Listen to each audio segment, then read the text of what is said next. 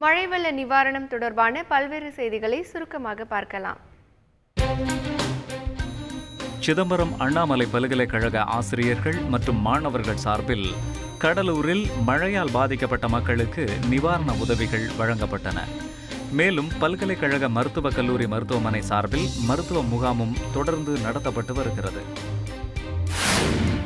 இதேபோல தஞ்சாவூர் மாவட்டம் திருக்காட்டுப்பள்ளி லாரி உரிமையாளர்கள் சங்கம் சார்பில் உணவுப் பொட்டலங்கள், பாய், போர்வை, வேட்டி சேலை உள்ளிட்ட பொருட்கள் கடலூர் மாவட்டத்தில் பாதிக்கப்பட்ட மக்களுக்கு வழங்கப்பட்டன.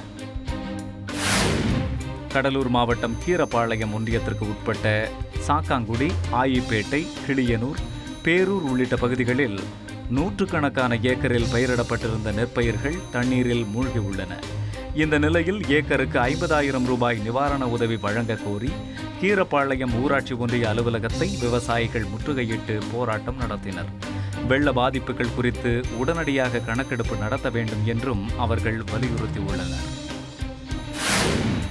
உயர்நீதிமன்ற மதுரை கிளையில் விதிமுறைகளை மீறி செல்போனில் பேசிய 2 போலீசாருக்கு தலா 250 ரூபாய் அபராதம் விதிக்கப்பட்டது.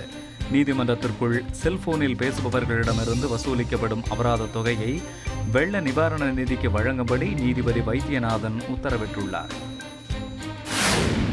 மழை வெள்ளத்தால் பாதிக்கப்பட்ட சென்னை மக்களுக்காக தருமபுரி மாவட்டம் அரூர் 24 மனை செட்டியார் சங்கம் சார்பில் உணவுப் பொருட்கள், உடை, பாய், போர்வை உள்ளிட்ட 10 லட்சம் ரூபாய் மதிப்பிலான நிவாரணப் பொருட்கள் அனுப்பி வைக்கப்பட்டுள்ளன.